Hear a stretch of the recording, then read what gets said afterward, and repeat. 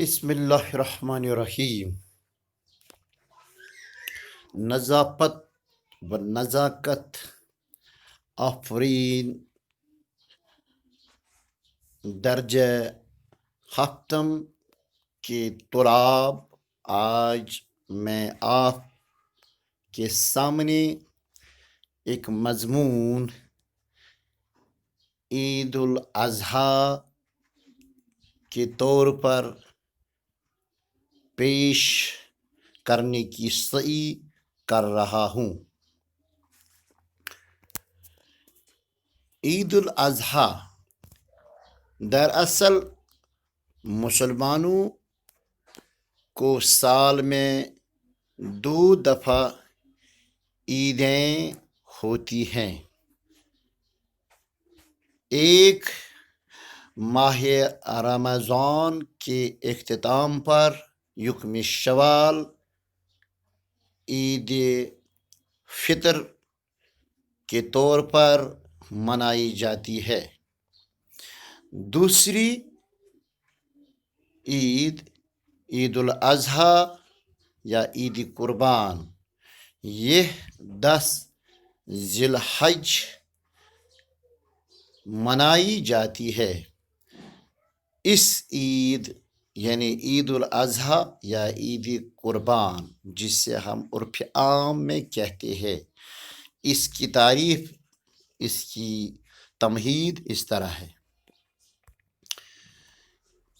عید الاضحیٰ یا عید قربان، چونکہ اس عید کی نماز چاشت کے وقت پڑھی جاتی ہے، اس لیے اس کا نام عید الاضحیٰ کہا جاتا ہے۔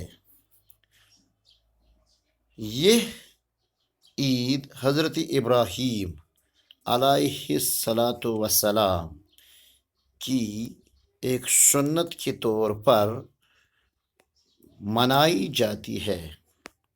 ابراہیم علیہ السلام کو جب حکم ایزدی ہوا ہے کہ انہوں نے خواب میں دیکھا کہ وہ اپنے پیاری بیٹی حضرت اسماعیل کو ذبح کر رہے تھے، تو انہوں نے صبح سویرے اٹھ کر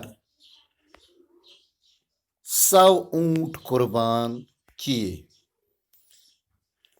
جب دوسری رات آئی پھر خواب دیکھا، اس میں پھر آپ کو یہی صورتحال دکھائی گئی، تو اگلے دن پھر آپ نے قربانی کی جانوروں کی۔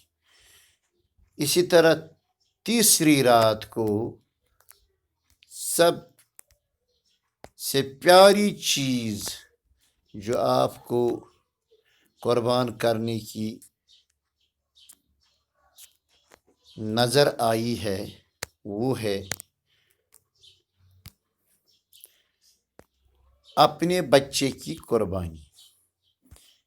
تو آپ نے تیسرے روز سویرے اٹھ کر یہ صورتحال اپنے پیارے بچے کے سامنے رکھی، تو اس سے کہا کہ آپ کی کیا رائے ہے اس بارے میں؟ تو آپ نے اس طرح حضرت اسماعیل علیہ السلام کو یہ واقعہ سنایا اور اس سے کہا کہ اب آپ کی رائے اس سلسلے میں کیا ہے؟ تو بیٹے نے کیا کہا؟ یہ دونوں کے درمیان ایک گفتگو ہے، تو قرآن شریف میں اس پر مکالمہ، اس گفتگو، اس مکالمہ پر ایک طویل تبصرہ کیا گیا ہے۔ تو اس طرح اس پیارے بیٹے نے اپنے باپ کی مرضی کے سامنے اپنی ہوش و حواس سے، اپنی آزادانہ مرضی سے سر تسلیم خم کیا۔ اس طرح دونوں باپ بیٹے میدان عرفات کی طرف چلے، وہاں اپنے اس عظیم المرتب معصوم بیٹی کو جب ذبح کرنے کی کوشش وسیع کی تو شفقت پسر نے آڑ لے لی، اس طرح اپنی چشمان مبارک پر پٹی باندھ دی، تو یوں چھری ہاتھ میں لی، ذبح کے لیے تیار ہوئے۔ اسی اثنا میں ندائے الہی آئی کہ ابراہیم علیہ السلام، ہم نے آپ کو اپنے اس ارادے میں پکا پایا۔ تو اس طرح اس سلسلے میں ان کی اس سعی اور اس ارادے کو مکمل طور پائے تکمیل تک پہنچانے کے لیے جنت الفردوس سے ایک دم شکل میں ایک جانور لایا گیا اور اس کو یوں ذبح کیا گیا۔ اس طرح یہ مسلسل رسم چلی آئی ہے کہ یہ اس پیارے معصوم بچے کا متبادل جو جانور ذبح ہوا ہے، اس رسم کو آئندہ تمام مسلمانوں کے لیے سنت کے طور پر مقرر کیا گیا ہے۔